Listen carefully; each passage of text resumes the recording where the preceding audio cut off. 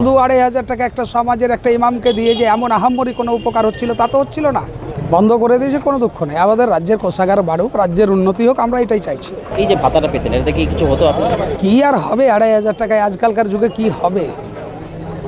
যেটা এখন সিদ্ধান্ত নিচ্ছে সরকার, এটাকে কিভাবে দেখছেন? না, ভালো ভালো, আমরা খুশি। কোষাগার বাড়ুক, রাজ্যের উন্নতি হোক, হসপিটাল ভালোভাবে চলুক, আরে হসপিটালে যে বেড নাই, ওষুধ নাই, সেগুলোর ব্যবস্থা হোক।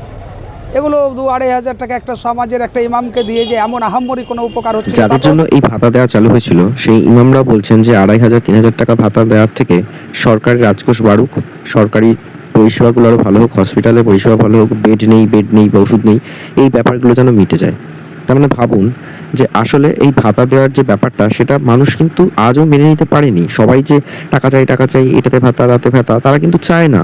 তাদেরকে দেওয়া হচ্ছে, দিয়ে তাদের অভ্যেসটাকে খারাপ করা হয়েছে, সেটাকে অভ্যেসে পরিণত করা হয়েছে।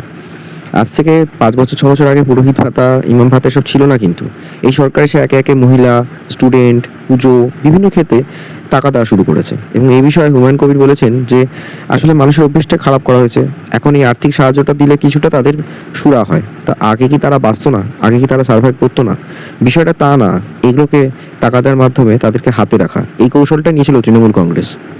বর্তমান সরকার বিজেপি গভর্নমেন্ট ফর্ম করার পর তারা বলেইছে যে সরকারি সামাজিক প্রকল্প সব বন্ধ হবে তা নয়। বলা হয়েছে যাদের টাকার দরকার, যেমন অন্নপূর্ণা ভাণ্ডার বা বার্ধক্য ভাতা, যুবশক্তি, এইগুলো দেওয়া হবে, কিন্তু কিছু কিছু ক্ষেত্রে টাকা দেওয়া বন্ধ করা হবে। কোন কোন ক্ষেত্রে হবে তা মোটামুটি এক এক করে মন্ত্রিসভায় সিদ্ধান্ত নেওয়া হচ্ছে। যেমন রিসেন্টলি অগ্নিমিত্রা পাল বলেছেন যে এই ক্ষেত্রে টাকা দেওয়া হবে না। শুনে নিন। তথ্য ও সংস্কৃতি বিষয়ক দপ্তর এবং সংখ্যালঘু বিষয়ক ও মাদ্রাসা শিক্ষা দপ্তরের অধীনস্থ ধর্মীয় শ্রেণীবিন্যাসের ভিত্তিতে প্রদত্ত সহায়তামূলক প্রকল্প সমূহ বন্ধ। এই মাস চলবে, পরের মাস থেকে এটা বন্ধ। এখানে কতগুলো বিষয় বোঝার আছে। রাজ্য সরকার বা ভারত সরকার, কেন্দ্রীয় সরকারের টাকার উৎসটা আসে থেকে, আর্নিংটা হয় রেভিনিউ থেকে, ট্যাক্স থেকে।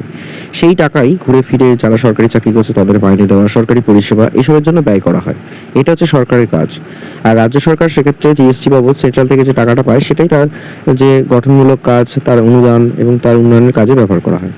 দেখতে পাবেন যে এখন হসপিটাল, শিক্ষা, এই দুটো ক্ষেত্রে মানে স্বাস্থ্য আর শিক্ষা দুটোই ভেঙে পড়েছে, সিস্টেমে ঘুম ধরে গেছে। এবং তারপরে কি হয়েছে, ভাতা, পুজোর ভাতা, তাতে ভাতা, ওতে ভাতা করতে করতে সরকারের রাজকোষ আরও রুগ্ন হয়েছে। এটা মানতেই হবে যে প্রত্যেক বছর 110 লাখ মানে 1,10,00,000 টাকা করে যে পুজোর ভাতা দেওয়া হচ্ছে, সেটা দিয়ে কি আলটিমেটলি মানুষের কি খুব সুরা হয়েছে? 2011-এর আগে পুজো কি হতো না? স্পেশালি এই পুজোর ভাতা দেওয়া শুরু হয়েছিল 2015 সাল থেকে। তার আগে কি পুজো হতো না?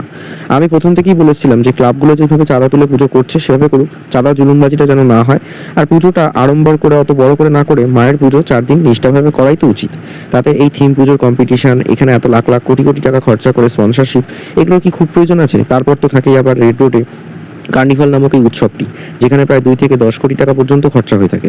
তাহলে আপনারাই বলুন, এই টাকার উৎস কোত্থেকে? সেই তো মানুষের দেওয়া ট্যাক্সের টাকাই, যেটা মানুষের কল্যাণেই ব্যবহার করা উচিত ছিল। নচেত এই সমস্ত আড়ম্বর, এই সমস্ত তার এক এক দিন এক একটা, আজকে এইটা করব তাই করব, এসব করে যে টাকাগুলো এইভাবে নষ্ট করেছে, সেটাতে কি প্রয়োজন আছে? আজকে ইমামরাও বলছেন যে এই ভাতা কোনো প্রয়োজন নেই, পুরোহিতরাও বলছেন দরকার নেই।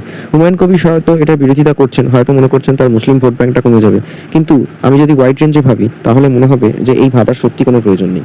আপনারা নিজেরাও ভাবুন, পশ্চিমবঙ্গ সরকার সবসময় ভালোর জন্যই এগোচ্ছে, নতুন সরকার, এবং তাই সবার সেটা সমর্থন করা উচিত। হিন্দু মুসলিমের বিভেদ ভুলে সব মানুষ সমান এবং সবার সমানভাবে বাঁচার অধিকার আছে, এবং ভাতা দিয়ে কখনোই মানুষকে কেনা যায় না, সেটা হয়তো এখনকার দিনে মানুষ বুঝতে পেরেছে। Stay tune on Bong story.